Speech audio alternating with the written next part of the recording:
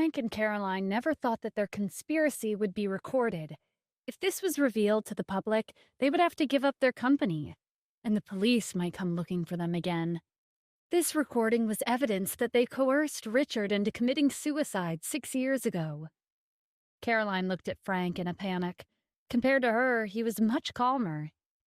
Frank took a deep breath and contemplated his options. After thinking it over, he said, "Name your price."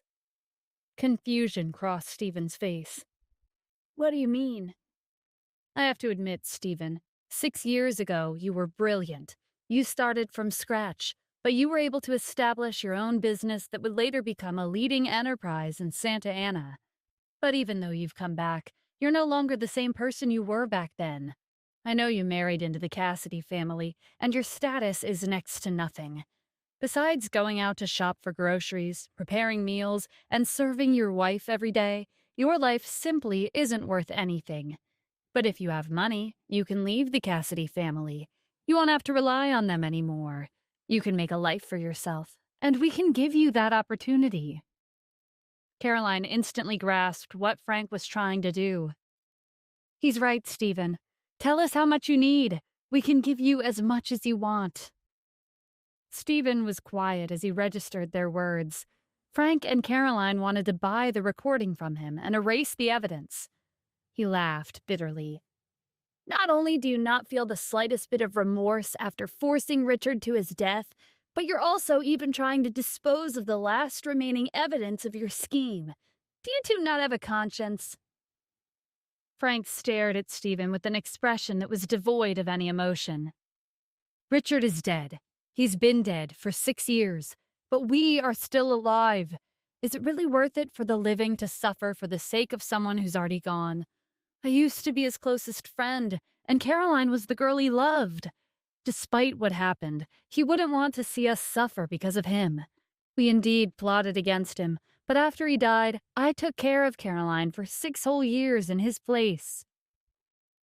Stephen was rendered speechless by Frank's utter lack of shame.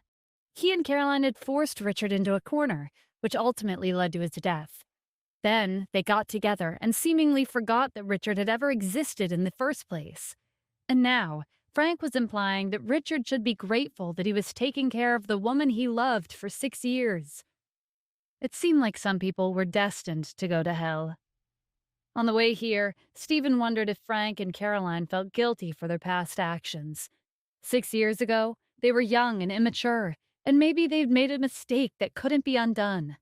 If they were riddled with guilt and willing to pay for their crimes, he would have given them a chance to start anew. But it seemed like that was unnecessary. "If you want to buy the recording, then forget it. I'm afraid you guys can't afford it," Stephen said.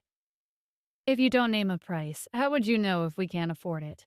Do you know how much the current market value of Star Media is?" Frank held up a finger. $1 billion. It's one of the richest companies in Santa Ana. Even if you asked us for $10 million, we would be able to give it to you," Frank replied. $10 million? For you two, I'm sure the value of this recording far exceeds $10 million, Stephen asked.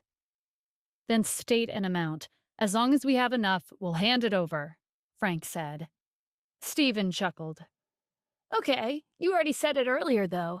Star Media has a market value of $1 billion, so I'll ask for $1 billion. For you two, this is also an affordable price." "What? Are you crazy?" Frank exclaimed. "You might as well just tell me directly that you want me to hand over Star Media." "Well, if you want to give me your company, who am I to refuse?" Frank clenched his fists, on the verge of losing his composure. He took a deep breath and managed to retain the calm in his voice. "Stephen, I want to make a deal with you." Stephen nodded. "I also sincerely want to work out a deal." Frank ran a hand through his hair and held in his frustration as best he could. $1 billion is really too much. Just because Star Media is worth $1 billion doesn't mean that I can afford to give you that much. If you ask for a lower amount, I'd gladly hand it over. Once Frank obtained the tape recording, he would get rid of Stephen. It wouldn't be the first time he'd killed someone. Stephen refused. "I'm the kind of person who hates bargaining with others. I've named my price." I don't want more, and I don't want less. If you want this recording, give me $1 billion and not a single cent less. Frank and Caroline's patience was wearing thin. Stephen was refusing to budge, but there was nothing they could do. He had the recordings as leverage. Their lives were at stake. Stephen, $1 billion is a lot of money. Why don't you and your friend have a seat first? I'll have to discuss this with Caroline. Sure, Stephen said. He looked at his watch. But you'd better hurry up. I'm not that patient. Frank pulled Caroline into the back room. Moments later, Stephen heard them arguing. The walls were soundproof, but he heard their voices loud and clear.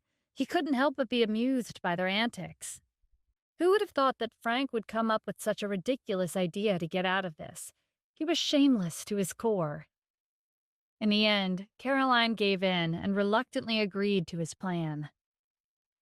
Around 5 minutes later, they came out. How did it go? Did you guys come to a decision? Stephen asked, pretending like he had no idea what they were planning. Yes, we have. $1 billion is too much, but I can afford $100 million. Mr. Adams, if you want something else, I can try and get it for you, Frank said. Stephen shook his head in disappointment. You used to be so smart. How are you getting confused at this stage in your life? You don't understand what I'm trying to say. Do I need to spell it out for you? What I want is $1 billion. Dennis chimed in for good measure. Right. We only want $1 billion. Stop wasting our time. Frank dropped all pretenses. Stephen, don't cross the line. I and Caroline are trying to settle this peacefully for Richard's sake. If you insist on your ridiculous deal, then don't blame us for being rude. Have you heard of Dennis Lucero, the man who recently acquired the Klein Group overnight? Let me tell you something. Klein Group may be powerful, but it's worth nothing to Mr. Lucero. And we're one of his business partners. If you use this recording to threaten me, it's the same as threatening Mr. Lucero. If I ask him for help, the recording you have will become useless. Even if Richard comes back to life, the outcome won't change. Is Mr. Lucero backing you up? Stephen laughed and threw a glance over his shoulder at Dennis, his eyes twinkling with amusement. How come I didn't know about this? Dennis shrugged. I didn't know either. Frank gritted his teeth as he took out his phone. It's fine if you don't believe me. I've already got Mr. Lucero's number. I'll give him a call right now and make you two disappear from Santa Ana. Frank pressed the call button, and Dennis's phone started ringing. Frank shot Dennis a glare. Go out and take the call or hang up. I think it's better if I hang up, Dennis said with a chuckle. When he ended the call, Frank's call was naturally redirected to voicemail. Frank didn't think too much of it and proceeded to give Mr. Lucero another call. Dennis's phone rang again. This time, Frank noticed something amiss and hung up. Sure enough, Dennis's phone also stopped ringing. He gave Mr. Lucero another call, and once again, Dennis's phone rang. Frank went up to Dennis and asked him to show him his phone. Dennis held out his phone, and the number displayed on the screen belonged to him. Frank gave Dennis a wary look. Was he Mr. Lucero? How could that be possible? Frank held up his phone to Caroline. Are you sure this is Mr. Lucero's number? Yes, my colleague said they double-checked with Mr. Lucero's secretary to make sure they got the right number. There can't be a mistake. Frank paled and gestured to Dennis. He's Mr. Lucero. Caroline's eyes widened. Are you sure? Maybe they just happen to have the same number. Frank really wanted to ask her if she was an for suggesting something so ridiculous, but this wasn't the time for that. He turned to Dennis. Are you really Mr. Lucero? Dennis waved his phone. You called me and personally confirmed my number. If I told you I'm not, would you believe me? How much influence did Stephen really have on Mr. Lucero to be on his side? Frank couldn't even begin to imagine it. Frank, didn't you say that Mr. Lucero has your back? Stephen asked. Mr. Lucero is right here. If you have any requests, you don't need to call him. You can ask him face to face. Frank immediately straightened and assumed a more respectful tone. Mr. Lucero, is Stephen your... He's my boss. Dennis narrowed his eyes. And as I recall, you wanted me to stand up for you and make him disappear from Santa Ana just now. Frank's stomach did a flip when Dennis called Stephen his boss. No, of course not. I wouldn't dare. Since you wouldn't dare, then hand over the $1 billion, Stephen said. Frank was left with no choice but to agree to his demands. He couldn't win against Stephen if Dennis was on his side, and who knew how many supporters Stephen really had? Mr. Adams, $1 billion is really too much, Frank said. Even if we sold Star Media, we would still need some time to get the money ready. Please give us a few days. I promise we'll get you $1 billion. Stephen thought about it before replying. How about this? I'll give you 3 days.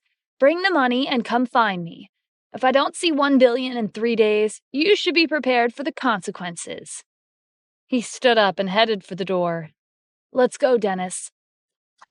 When the door closed, Frank and Caroline collapsed on the couch. $1 billion, Caroline said. Where are we going to get $1 billion? Frank sighed. We don't have a choice. We'll have to sell Star Media and start over. Start over? Easy for you to say.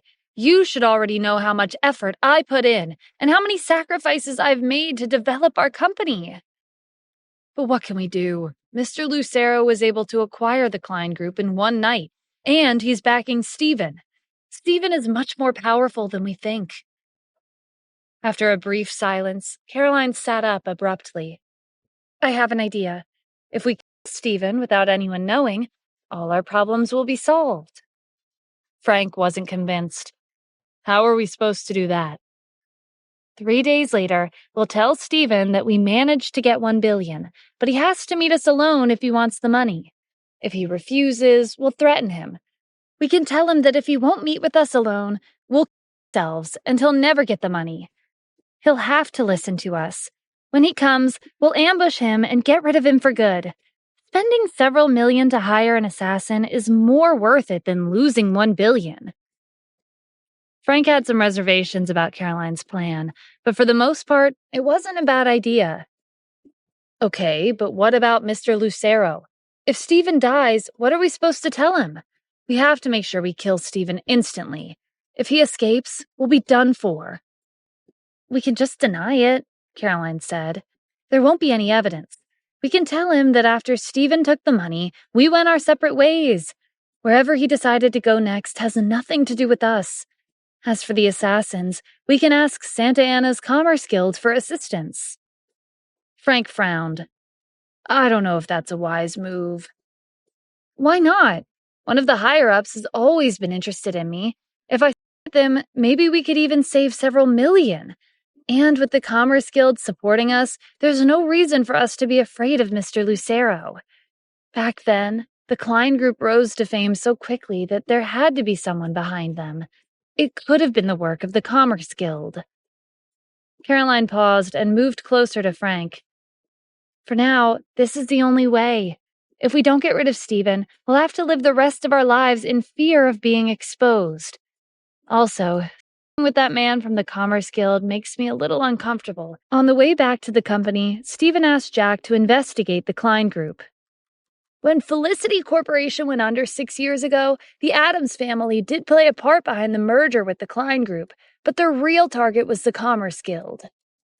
Stephen read Jack's message as he walked into the CEO's office. So the Klein Group was just a pawn. The Commerce Guild was the real mastermind behind what happened back then.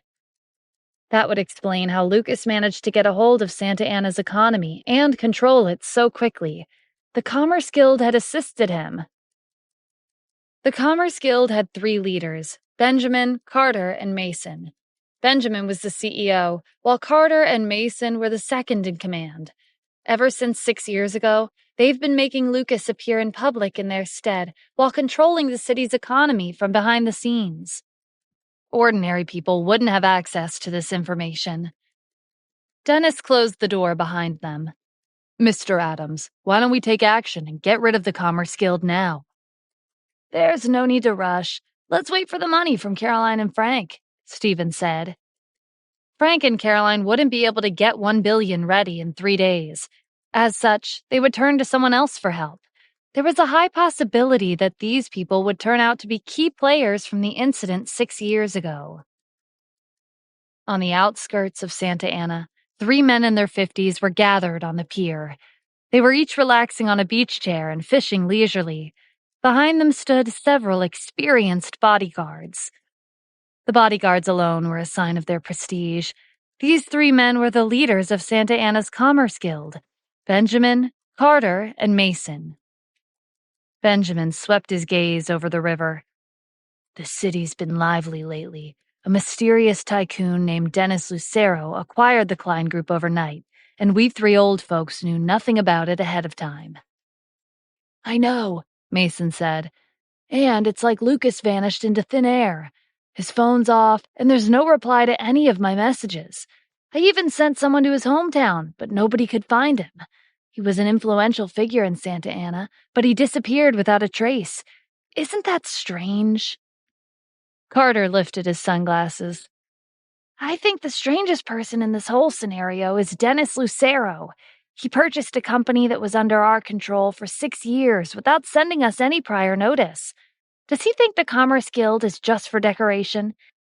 Everyone in this city knows how powerful we are. Rumor has it that Dennis Lucero comes from a wealthy family on the East Coast, Mason said. Even if he is, who cares? Santa Ana is our territory, and we have the final say in all matters in this city. I think we should get rid of this Dennis Lucero, Benjamin suggested. I agree, Carter said. I'll have someone send him a notice of payment to gauge his reaction. If he complies, then that means he's willing to follow us. And if he refuses... Carter cracked his knuckles with a sinister smile. That's a good idea, Benjamin said. Then I'll consider the issue with Dennis Lucero settled for now. By the way, have you guys heard about the big shot who came to Santa Ana not too long ago? Mason glanced over. I've heard about it.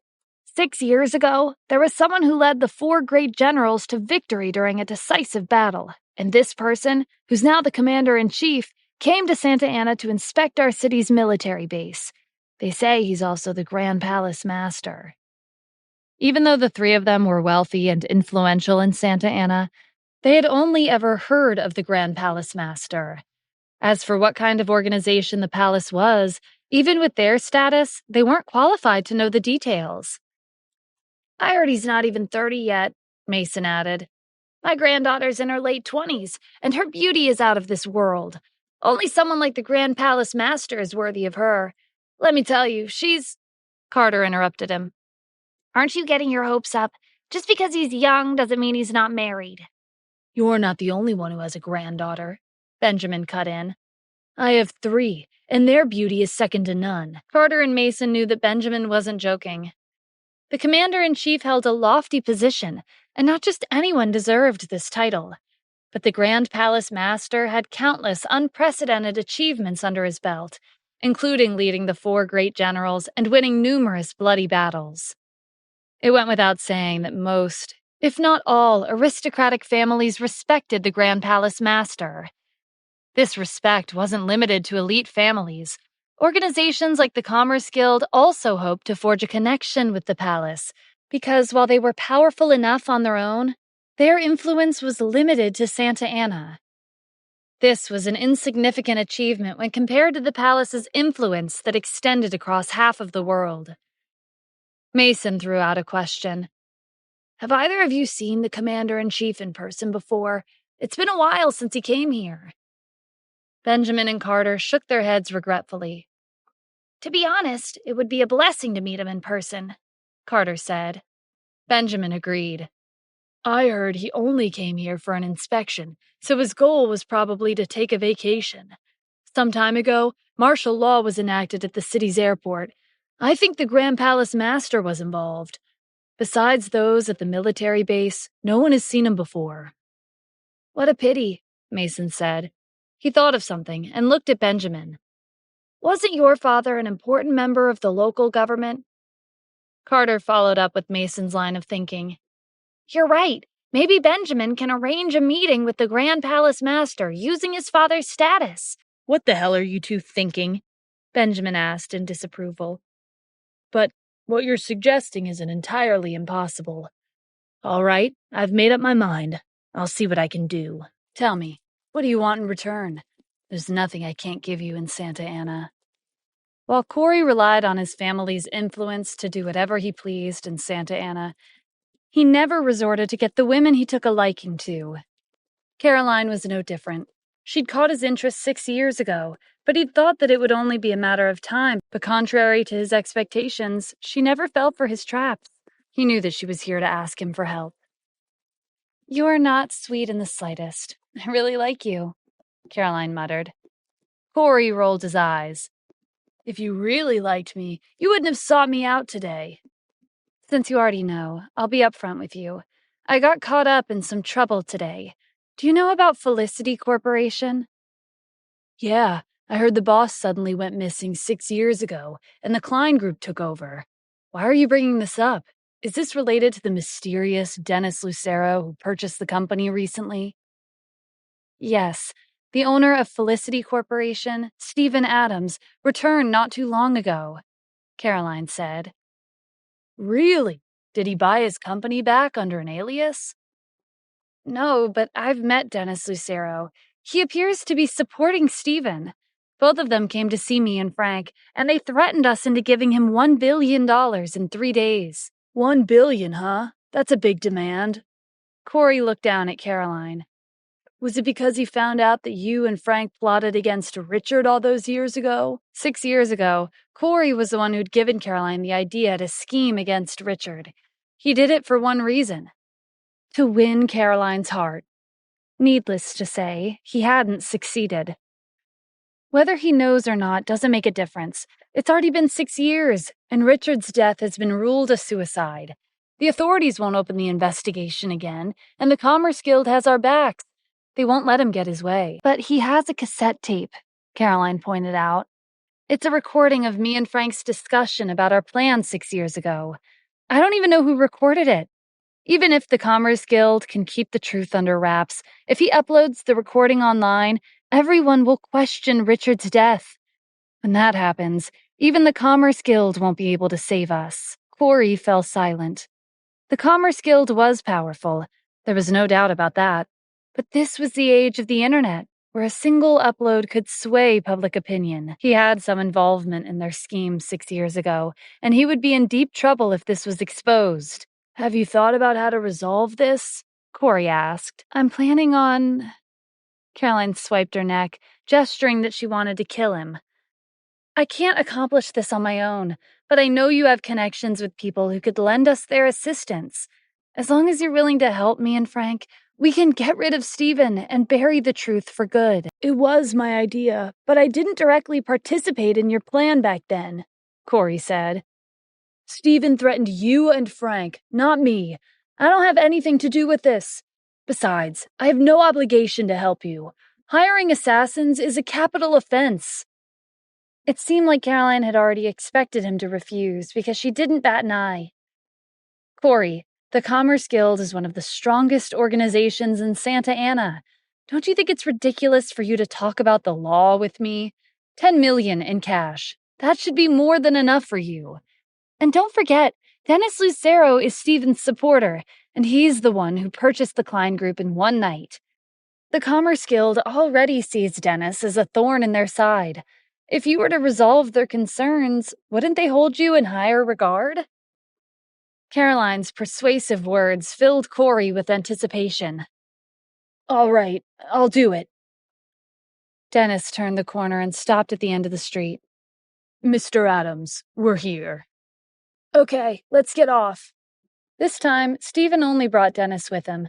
He didn't contact Jack or Andrew. Those two considered 20 the bare minimum to pick him up, and keeping a low profile today was important. He was here to see Richard's mother. When they reached the intersection, a food stall came into view. An elderly woman was frying tofu behind the counter. Perhaps it was because the stall appeared rustic or the woman dressed too plainly, but few customers frequented her stall. Please give us 2 servings of tofu, Stephen said. Coming right up. Richard's mother was in her 70s, but she was lively and full of energy. She smiled brightly when Stephen wanted to buy her tofu. She packaged the meal into 2 containers and put them into a bag, along with 2 forks and napkins. "Here you go." Stephen took the bag and glanced at Dennis, who took out 10 $100 bills and stuffed them in Richard's mother's hands. She was surprised to see so much cash. "You were mistaken. 2 servings of tofu are only $10. "It's okay, just take it," Stephen said with a smile. "Consider this a small token of our appreciation. I'm Stephen Adams, and 6 years ago, I worked with Richard at Felicity Corporation. Besides being colleagues, he was a good friend of mine. We even came up with the name of the company together." Richard's mother sighed as she remembered the past. "So, you're Richard's colleague. It's a pity that he left this world so early." An aggressive voice sounded from further down the street. "Old lady, did you forget about our protection fee?" 2 young men marched up to the stall. Their hair was dyed a bright blonde and slicked to the side. "Stop wasting your breath. Hand it over." One of them reached out to snatch the money from Richard's mother, but Stephen grabbed his arm and held him back. "Stealing money in broad daylight? Do the laws mean nothing to you?" The man grimaced as Stephen tightened his grip. "What do you mean, stealing? We're just collecting the protection fees." "Don't stick your nose where it doesn't belong. You'll regret it," the other man warned. Richard's mother tried to stop Stephen. "You should let him go. These 2 are members of a notorious gang in this neighborhood." Stephen observed the 2 men. "Are you 2 Sergio and Trent's subordinates?" "They're both dead," one of the men said smugly. "How could we be subordinates of 2 dead people? I don't mind telling you who we are, though. We're members of the Santa Ana gang." After Sergio and Trent's death, a group of hoodlums banded together to form a new gang. If Stephen was being honest, the name of their gang was largely uncreative. "I don't care what group you belong to." Stephen put more strength into his grip, and the man cried out in pain. Just before Stephen fractured his arm, he let go. The man staggered back, fear flickering in his eyes. "In the future, if anyone dares to cause trouble for her, I won't let them go with just a bruise. Get out of here." The 2 thugs ran away and vanished down the street. "Stephen, that was the Santa Ana gang. You're in for a lot of trouble because of what you did today," Richard's mother said worriedly. "No need to worry. They won't be able to do anything to me. And rest assured, they won't be bothering you in the future. Anyway, I've asked around, and after Richard passed away, you and his father were the only ones left in his family. 1 year ago, his father passed, and you're currently living alone. In the future, you don't need to work so hard and earn a living with this stall. I'll support you, so take it easy." Richard's mother was taken aback. "Why would you do that for me? We're practically strangers." "Didn't I tell you before? Richard and I were good friends. Before the incident back then, he entrusted a lot of money to me. He told me that if anything were to happen to him, I'll use the money in his stead and support you. An unexpected situation came up for the past 6 years, so I couldn't meet with you until now. But I told him that I would take care of you like my own mother, and I intend on fulfilling my promise." Stephen gave Dennis a meaningful look. "Right, Dennis?" Dennis nodded along. "Yes." "I see. Thank you for everything you've done for Richard." "It's okay. I'm only doing what I should. By the way, where's Richard's grave? I want to pay my respects to him." Tears welled up in Richard's mother's eyes. She was relieved to know that her son had a close and reliable friend like Stephen when he was alive. Stephen and Dennis helped Richard's mother put away the tofu stall, and she led them to the cemetery on the outskirts of the neighborhood. "Richard, I know your death was unjust. I'm back after 6 years, and I know the truth. Those who framed you are still at large, but I'll make them repent within 3 days. When the time comes, I'll clear your name." Richard's mother watched him with tears running down her cheeks. Stephen was the first person to pay respects to her son in 6 years. Dennis's phone vibrated with an incoming text. He took out his phone and opened the message. "Mr. Adams, it's Frank and Caroline." "It's only been a few hours. Do they have the $1 billion ready?" Stephen replied. "Yes, they want to meet you tomorrow at noon at the Milky Way Inn, but they want you to come alone," Dennis said. Dennis requested, "It's obviously a trap, Mr. Adams. Let me go with you." "No, I'll go alone," Stephen said. "It's just Frank and Caroline. What could they possibly do to me?" "That's true," Dennis agreed. He'd witnessed Stephen's strength firsthand. Two ordinary people were no match for him. The next day, Frank and Caroline arrived early in the morning at the Milky Way Inn to make preparations. They had chosen this specific room at the end of the hallway because it had multiple hidden doors. A group of assassins was waiting for them inside. In the past, Cory had spent a lot of money to recruit them. He utilized their services whenever he couldn't deal with certain troublesome people personally. "Arlo, there are many doors to hide behind in this room. Your people will lie in ambush until you hear the sound of a wine glass shattering. That will be your cue," Frank instructed. Arlo, the leader of the assassins, nodded and put a box of guns on the table.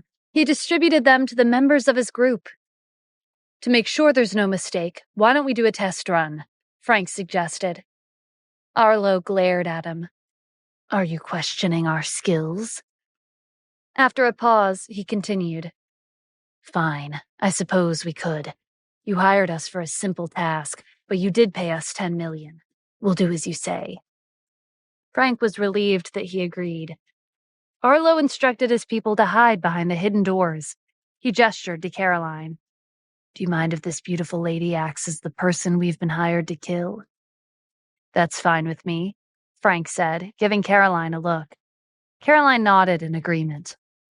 The rehearsal began. Caroline walked into the room and tried her best to act like Stephen. Frank pulled her to the table and sat her down.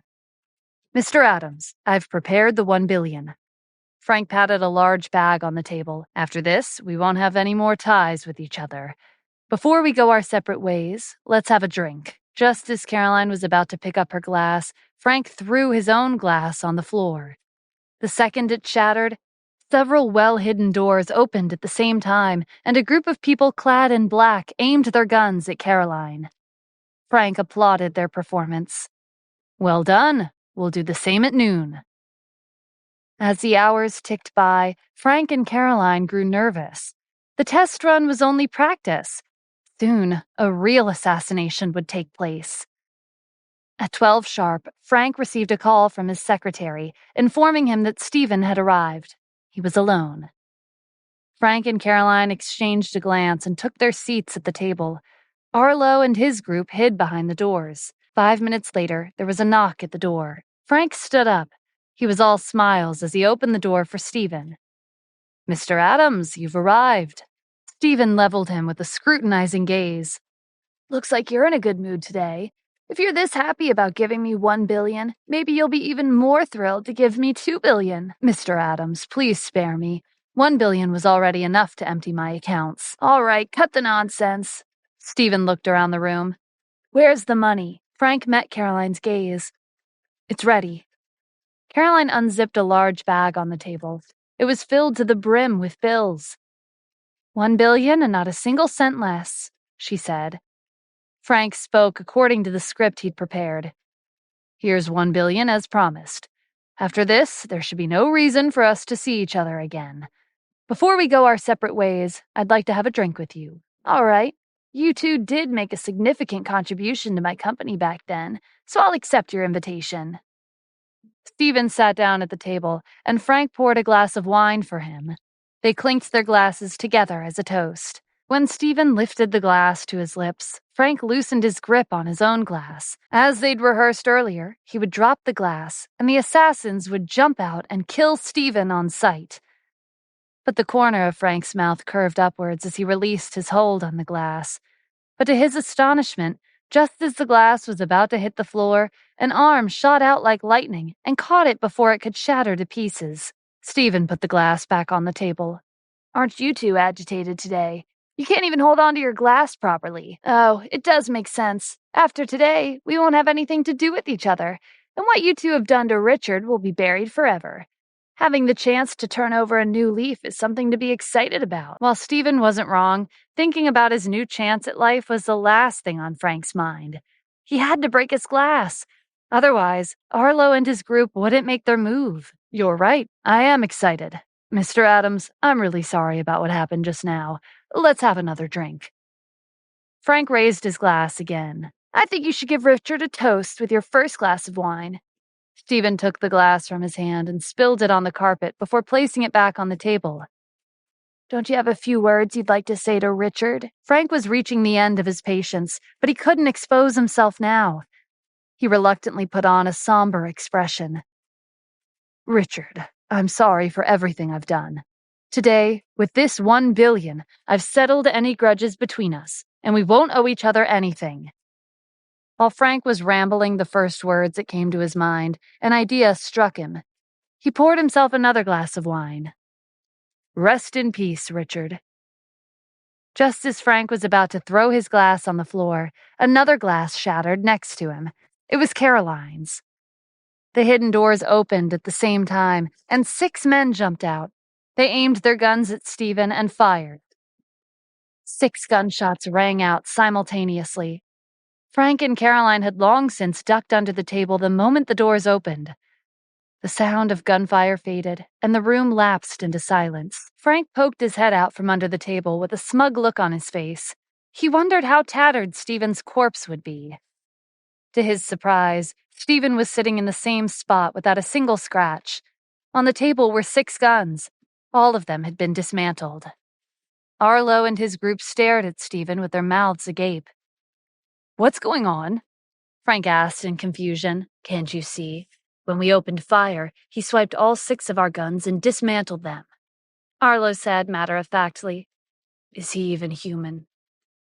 Since their plan had been exposed, there was no point in pretending any further. I don't care, Arlo. You may not have your guns anymore, but he's not dead yet. Just gang up on him.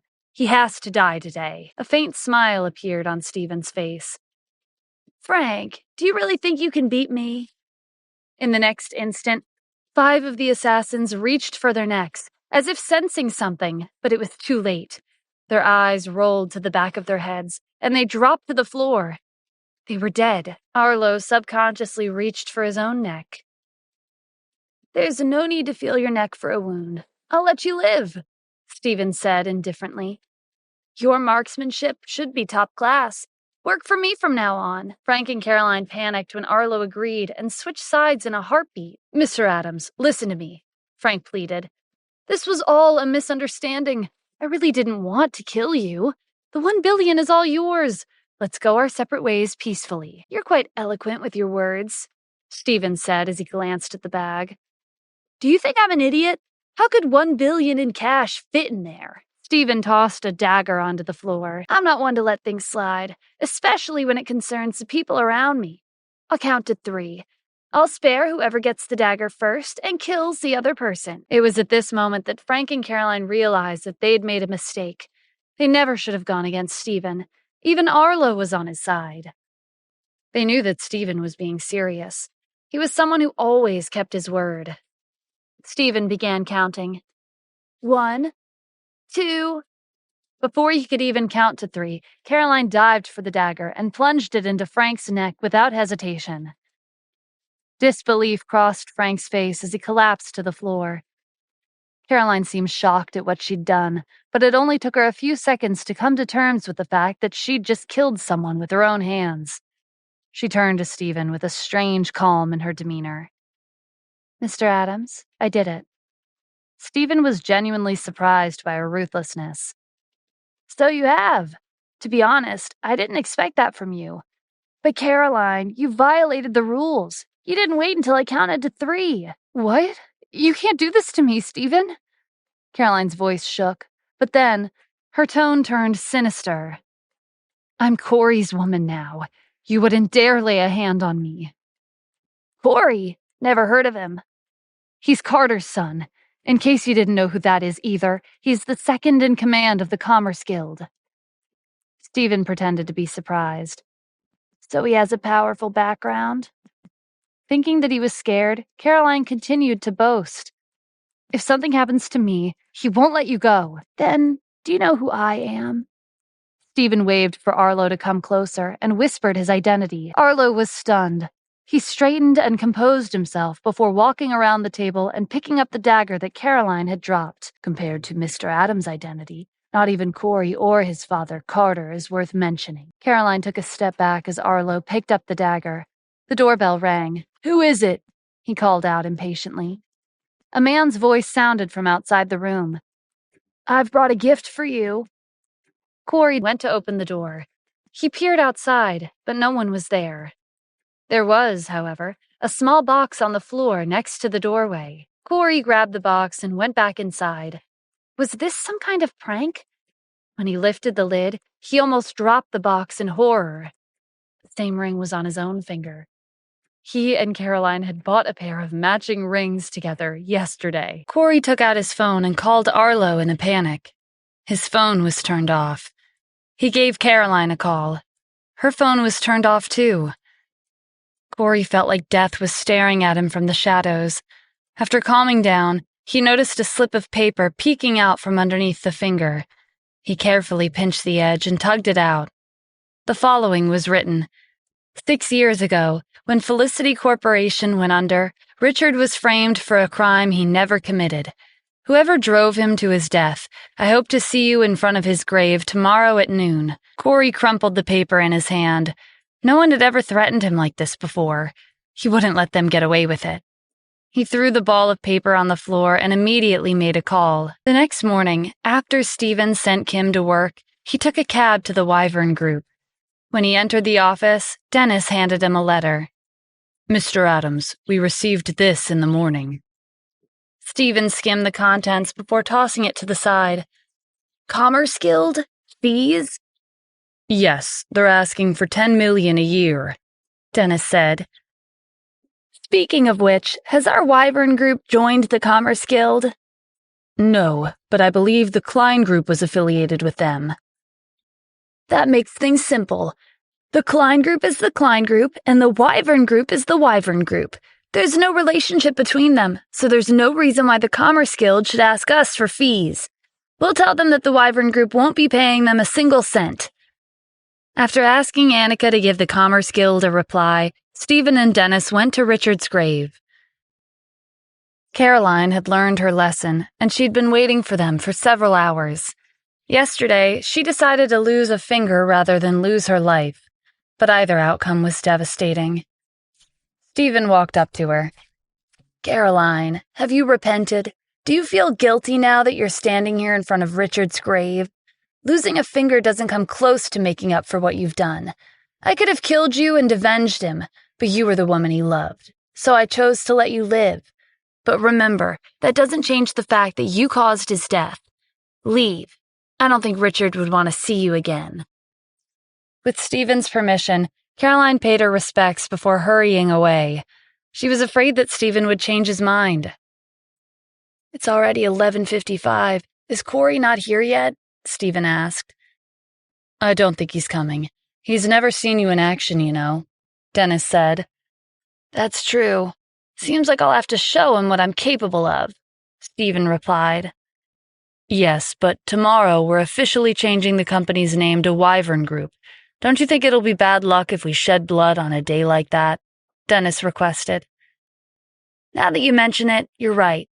Okay, we'll let Cory be for 2 more days. We'll settle the score with him after tomorrow, Stephen said. The 3 leaders of the Commerce Guild were gathered in the conference room. Benjamin slammed his fists on the table. This is preposterous. Dennis is clearly looking down on us. Exactly. Carter pointed at the letter from the Wyvern Group. Look at what they sent. They declared that they would never pay fees to a subpar merchant guild. They're obviously not taking us seriously. Benjamin, we can't let this drag on, Mason said. We need to make them understand who we are and why we're at the head of Santa Ana. I heard the Wyvern Group's holding an event tomorrow to make their name official, and they'll be changing the sign to Wyvern Group. Do you have any ideas? Benjamin asked. Since they've clearly established their stance, we can't let them off. What if an accident happens tomorrow during the event? For example, their CEO getting shot and killed. There will be chaos, and people will be getting trampled on. The public won't sit still if there are casualties. This will be our gift to the Wyvern Group. Carter gave Mason a big thumbs up. That's clever. That's not a bad idea, Benjamin said. Have you made arrangements already? Yes, I've also spread the word among the public that the Wyvern Group will be holding an event, and everyone is invited to join in on the fun. They may not be able to see Mr. Lucero up close because they don't have an invitation, but they could still watch from the sidelines. The more the merrier, and the bigger the disaster. At the Wyvern Group, Stephen was fiddling with a sniper rifle in the CEO's office. What do you think? It's been modified by experts from the palace. It makes no sound upon being fired. No one will know where the shot came from. Not bad, Dennis said. If we had this rifle in the military, our strength would greatly increase. That'll happen eventually. Next up, let's talk about tomorrow's event, Stephen replied. Dennis pointed to the buildings across from their company. We'll have one sniper at each building equipped with this rifle. They'll be on standby and take action as soon as they spot anyone who wants to mess up the event. In addition, I contacted the military and asked them to send a team to wait in an ambush at the end of the street. If anything unexpected happens, they'll let me know right away. Sounds good, Stephen said. The Commerce Guild has been running loose for too long. It's time to uproot them all. Ever since Felicity Corporation was established 6 years ago, the Commerce Guild had been indulging in illegal activities and abusing their authority. The existence of their organization restricted the economic growth of Santa Ana. Stephen wouldn't let them do as they pleased in this city any longer. When Stephen arrived at Haynes Industries, everyone from the family was already there, including Gordon and Mavis. Judging from the serious atmosphere, they were discussing important matters. No one paid Stephen any mind when he took a seat. They continued their conversation as if he weren't there. Kim was the only one who acknowledged his presence. Gordon was sitting at the head of the table, leading the discussion. I believe you've all heard of the mysterious CEO, Dennis Lucero. Tomorrow he'll be holding an official event to rename their company to Wyvern Group. They say he's invited several enterprises. Don't underestimate the Wyvern Group, Mavis added. Mr. Lucero acquired the company in one night without the Commerce Guild knowing. He can't be underestimated. There are rumors that he has the support of the military. I'm afraid something big is about to happen. Naturally, everyone had heard that the Klein Group had been purchased overnight, but what they didn't know was that the Commerce Guild wasn't aware of the acquisition. Before Dennis purchased the company, the members of the Haynes family didn't have the status nor the necessary qualifications to meet with the previous CEO, Lucas Klein. It went without saying that other than the fact that the Commerce Guild was a powerful organization in Santa Ana, they knew nothing about their internal workings. If Dennis had managed to purchase a company without obtaining prior approval from the Commerce Guild, that would mean that he was above them in strength. If the Haynes family could achieve a business partnership with the Wyvern Group, Dennis would be their backer by extension. They would no longer have to deal with pressure from the Commerce Guild. If we attend the Wyvern Group's event tomorrow, it would be a huge boost to our Haynes family's reputation, Gordon said. If the Commerce Guild demands of us in the future, they would need to consider Dennis. But unfortunately, we haven't received an invitation. The event is tomorrow, so they're probably not planning on inviting us. Cohen sighed. If only we could get a list of those they invited. Then we wouldn't have to blindly guess. At the very least, if we know for certain that we weren't invited, we could try to come up with a way to get an invitation. But as things stand, there's nothing we can do. I have that list that you want, Stephen said. Stop bluffing. If you don't have anything useful to say, then leave. Cohen had been holding a grudge against Stephen ever since Linda was forced to give up her position at Haynes Industries. Kelly's husband chimed in. You're just a stay-at-home husband. Why would you have that? Stephen, Do you really have the list? Kim asked in a low voice. Stephen opened a file on his phone and gave it to Kim. Yeah, here it is. Kim's eyes lit up. She passed the phone to Gordon, who put on his reading glasses. With a serious expression, he took the phone and looked over the list. Are we on the list? Mavis asked. Gordon put down the phone and shook his head. Everyone was disappointed to hear that. Gordon turned to Cohen. You work in the local government, and you have connections all over the city. Would it be possible for you to ask the Wyvern Group to give us an invitation? With Cohen's position in the city, the Wyvern Group would have to at least accept his request for a meeting. I could try, but... Cohen looked at Gordon expectantly. As you know, a company as big as the Wyvern Group wouldn't hand out invitations to just anyone, so... If you need financial support, you can come to talk to me at any time. Even if we have to give them hundreds of thousands or even 1 million, we'll do it. Cohen had a triumphant smile on his face. Thank you.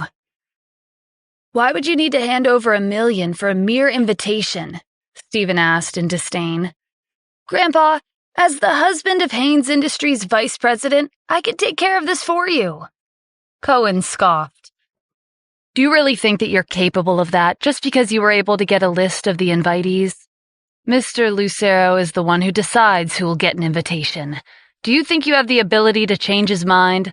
Don't overestimate yourself. Of course I can change his mind, Stephen said confidently. It's just a matter of a few words. It's been a while since you came to Santa Ana, but your habit of bragging hasn't gotten any better, Kelly's husband said. I'm not bragging.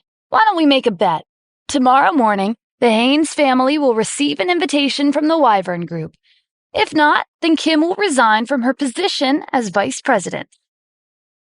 The members of the Haynes family had been concerned about Kim's position, and hearing Stephen himself propose a bet gave them an opportunity they'd been looking for. Kelly shrugged. You said it, not me.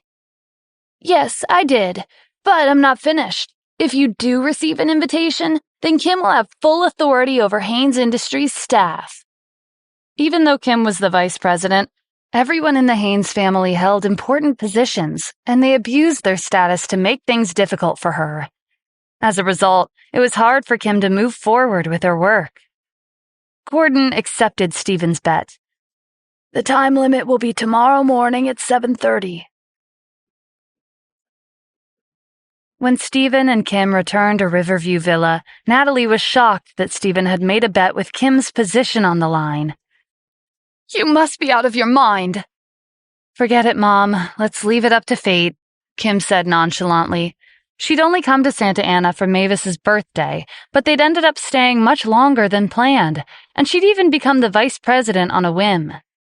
Kim didn't feel much attachment to her position, so she was indifferent to either outcome of the bet. The next morning, the Haynes family sent someone to Riverview Villa to urge them to hurry to the company. They would be announcing the results of yesterday's bet. Kim looked at her watch. It was only 6:30 a.m. The Haynes family was probably rushing them because Stephen had lost the bet. It did make sense, though. While the Haynes family was wealthy, it was nowhere near Dennis's level. Since Kim would be resigning from her vice president position, she decided to dress up more than usual. She would leave with a bang.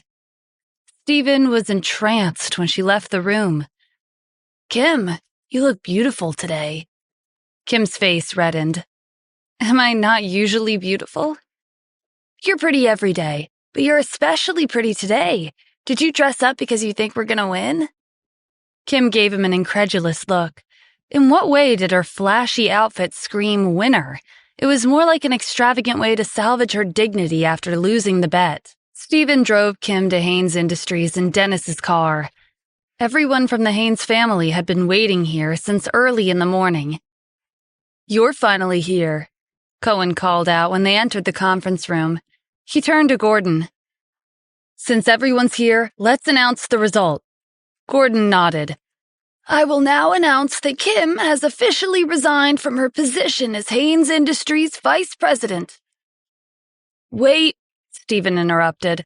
He pointed to the clock on the wall. There's still 10 minutes until 7:30. You made a decision early. That's not under the rules. Cohen sneered. Do you think the Wyvern Group is going to add our company's name to their list of invitees in 10 minutes? That's just wishful thinking. They're probably busy making the final preparations for their event, Kelly's husband added. Stephen, you've already lost. The rest of the Haynes family joined in. Even if we were to wait until after 7:30, the result would still be the same. If you don't have the courage to admit that you've lost, just be honest. We're all family here. We don't look down on you. Kim had long since mentally prepared herself. Stephen, let's just admit defeat. No, I don't lose. Stephen glanced at the clock. Time was ticking, but there was no sign of Dennis. He stepped out of the room to give him a call. Where the hell are you? Sorry, there was traffic. I just arrived. I'm pulling up in front of the company as we speak. Dennis replied. At this time, the screeching of a car's tires grating on the pavement sounded from outside the company. Sparks flew as a came to a stop. With all eyes on him, Dennis strolled into the building and headed up to the conference room. 30 seconds before 7:30, he entered the room and walked straight to Gordon and Mavis to greet them. Gordon and Mavis exchanged a questioning look. Who might you be? Hello, I'm Dennis Lucero, the CEO of the Wyvern Group. Dennis took out an invitation and handed it to Gordon. I came here to deliver an invitation to my company's event. We'll be officially changing the name today, and we'd be delighted to have you there. Everyone looked on in disbelief as Gordon opened the invitation. Sure enough, his and Mavis's names were written on it. At the bottom corner was the official seal of the Wyvern Group. I have to go back and prepare for the event, so I won't disturb you anymore, Dennis said. Our event will start at 10. Please attend if you have the time. Of course, Mr. Lucero. We'll be there. Gordon and Mavis were thrilled. The CEO of the Wyvern Group, Dennis Lucero, had come to personally deliver the invitation. This alone was enough for the Haynes family's reputation to soar. Compared to everyone else who'd been invited, Dennis had personally taken the time out of his schedule to deliver an invitation to Haynes Industries. The winner has been decided, Stephen said after Dennis left. It's time for you to fulfill your promise. Gordon nodded. I'd like to officially announce that Kim Cassidy, the vice president of Haynes Industries, will be appointed the director of the Human Resources Department. Kelly voiced her objections. We may have received the invitation, but I don't believe it was because of Stephen and Kim. Everyone, think carefully. Why would Mr. Lucero personally deliver the invitation? This was the question that everyone had been wondering about.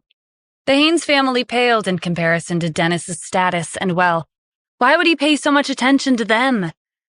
While everyone was trying to rationalize Dennis's actions, Kelly continued to speak. The reason is simple.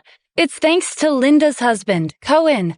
Remember what he said yesterday? He works in the government, so it's not surprising that he contacted Mr. Lucero using his connections. Mr. Lucero probably heard about Cohen's government position and wanted to befriend him. That's why he came here with the invitation. The members of the Haynes family looked as if they'd suddenly been enlightened. That makes sense. Well done, Cohen, Gordon said. The rest of the family nodded in agreement. Cohen was confused, but he reacted quickly and played along. You're too kind. You hid it really well, Megan's husband said. This is a commendable achievement, but you were planning on hiding it from us and helping the company in the dark. You're a true role model. Megan's husband glanced at Stephen and Kim. Unlike some people who couldn't achieve anything but still want to take credit for it. Fortunately, Kelly figured it out in time. Otherwise, none of us would have known what Cohen did for the company. Stephen was dumbfounded by how the situation had unfolded.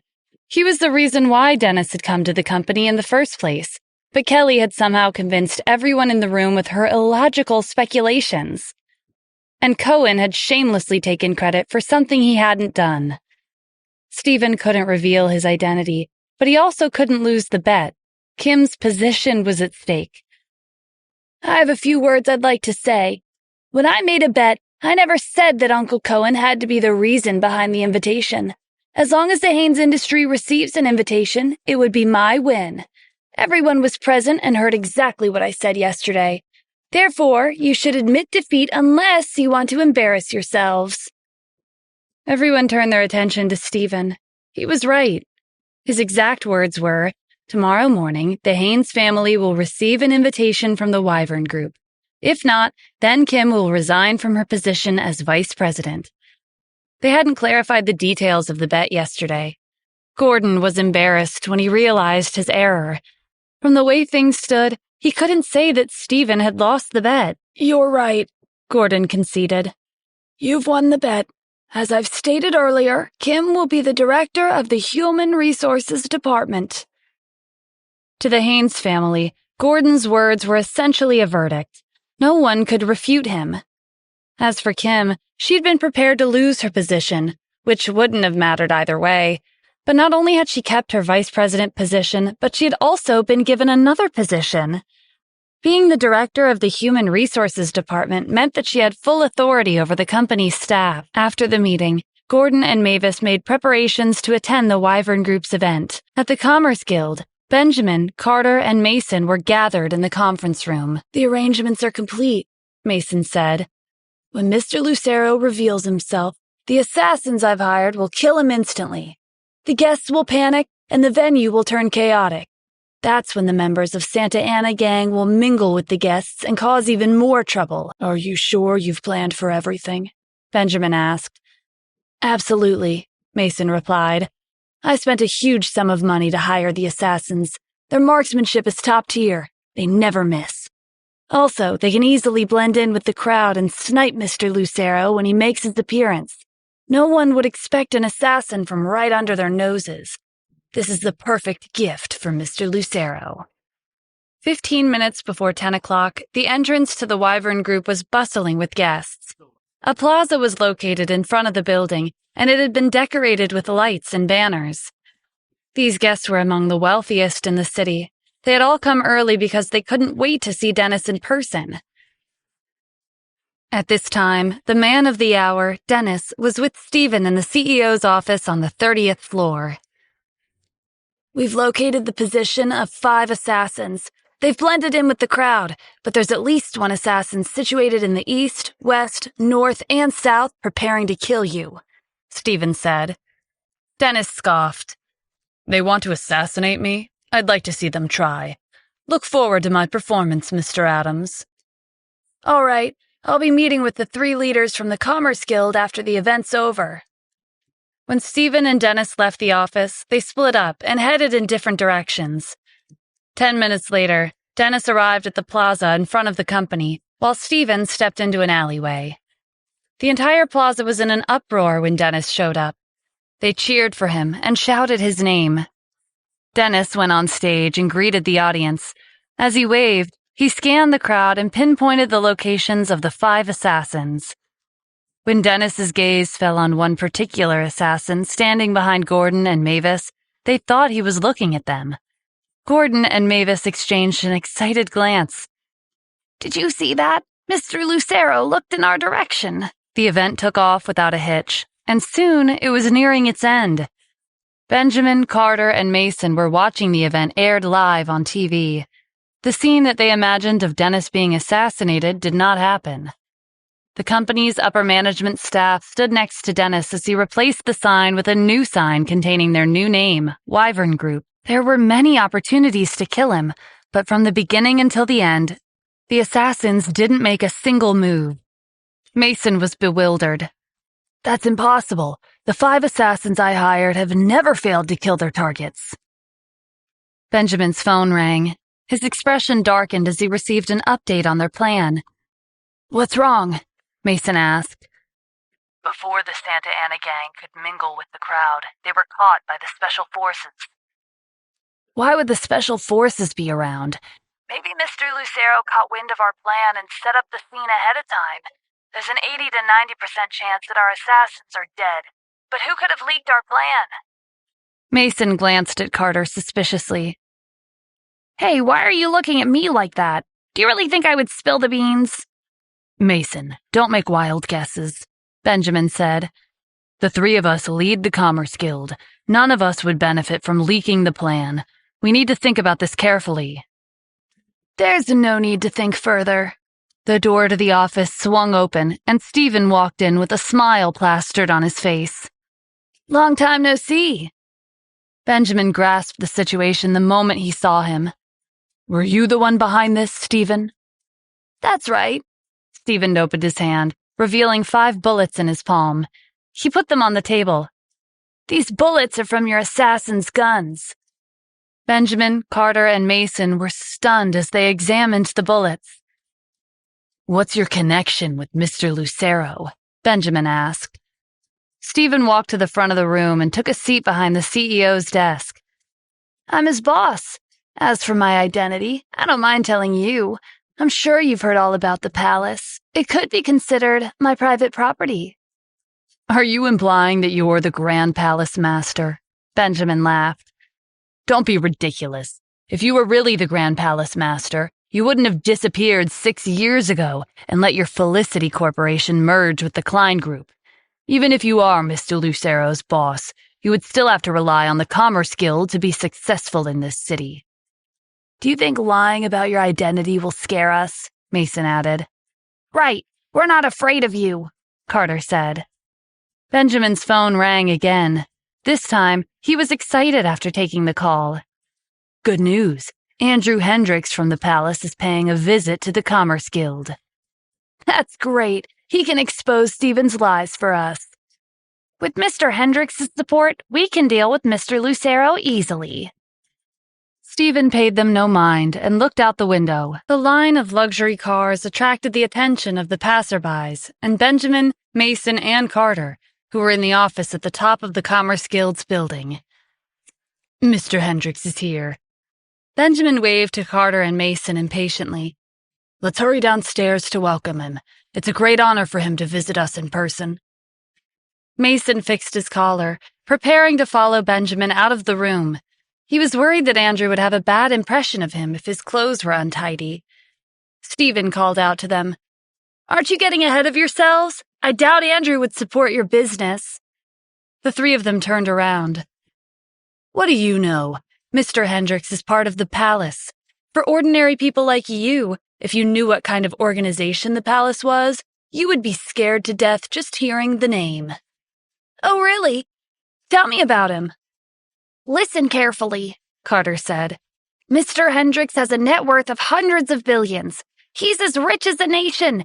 He could destroy an entire city's economy and set them back 30 years if he really wanted to.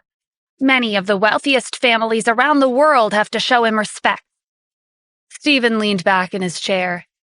He does have an incredible background. This Mr. Hendricks sounds terrifying. Now that you know, I doubt you would still go around parading as the Grand Palace Master. We'll be sure to tell Mr. Hendricks about this when we meet with him, Mason said. While they were caught up in their conversation with Stephen, Andrew had already gotten out of the car and went into the building with his bodyguards. Benjamin, Mason, and Carter ended their discussion and rushed out of the room. Stephen casually strode after them. They spotted Andrew standing in an imposing manner in the first-floor lobby. They hurried over and greeted him with big smiles. Benjamin began introducing himself as the CEO of the Commerce Guild, but Andrew completely ignored him and walked up to Stephen. Mr. Adams, it's nice to see you again. Andrew's bodyguards followed suit and greeted Stephen in loud voices. Benjamin, Mason, and Carter were stunned by the shocking realization that Stephen was indeed the Grand Palace Master. Andrew, it doesn't seem like you take my words seriously. How many times have I told you to keep a low profile when going outside? Do you not understand what I'm saying, or do you not understand what's going on? Andrew had a puzzled expression on his face as he thought it over. But, Mr. Adams, I've already toned it down compared to last time. This is the bare minimum required to greet you. Benjamin, Mason, and Carter glanced outside. More than 100 people were accompanying Andrew. How was this considered to be low-key? Did Mr. Hendricks have some kind of misunderstanding about the definition of low profile? What surprised them the most was that Andrew appeared to be at a loss when Stephen questioned him, as if he was worrying that he'd done something wrong. After a moment, Andrew looked up with a newfound revelation. "Mr. Adams, I understand." Stephen heaved a sigh. "Do whatever you want." There was no getting through to him. Stephen looked at Benjamin, Mason, and Carter and flashed a smile. "See, I didn't lie to you." Andrew followed Stephen's line of sight and fixed them with a glare. "So, you're the ones who were plotting against Mr. Adams." The three of them scurried in front of Stephen and lowered their heads. "Mr. Adams, we were confused by the situation, and we didn't realize your esteemed identity. We've offended you by mistake. Now that it was confirmed that Stephen was the Grand Palace Master, they wouldn't dare to question him. It would be a futile attempt to go against him." "Are you willing to accept any punishment?" Stephen asked. "Yes," they answered in unison. "Then from now on, your Commerce Guild belongs to Andrew. As for the three of you, even though you've been abusing your authority in Santa Ana for many years, you were the leaders of an organization that stabilizes the city's economy. Turn over a new leaf and change the Commerce Guild for the better." Santa Ana's entire economy was under the Commerce Guild's control. If Stephen were to make any major changes in the hierarchy of the city, it would cause unnecessary disturbance and panic amongst the people. In addition, subduing these three would benefit both the city and the palace. Benjamin, Carter, and Mason didn't expect that Stephen would let them lead the company again. They were even more shocked when he told them that they would be people of the palace starting today. "Thank you for your generosity, Mr. Adams. We'll serve you to the best of our abilities. Work hard. Remember to keep my identity and what happened here today a secret." After wrapping up their discussion, Stephen left the building. Just as he got in the car, he received a strange message from Kim's number. "Stephen, your wife is in my hands. If you don't want anything to happen to her, come to the abandoned factory in the suburbs tonight at 8 o'clock. You'll regret it if you're late." Stephen shoved his phone into his pocket and slammed the car door shut. He sped towards Haynes Industries. How dare they kidnap his wife? He wouldn't let them get away with this. At the company, Stephen rushed to the security room and asked them to show him the footage of the entrances and exits. According to what the security cameras had captured, Kim left the building alone after receiving a call. While she was waiting for a cab on the other side of the road, a black van pulled up. The car door opened, and a group of men grabbed her and stuffed her in the car. It was an unlicensed van, and there was no way to verify the vehicle's information. Stephen sent the video to Jack. "I need the destination of the unlicensed van in 5 minutes." The message sent from Kim's phone had instructed Stephen to meet them at an abandoned factory at 8 o'clock, but that didn't necessarily mean that the kidnappers and Kim would be there.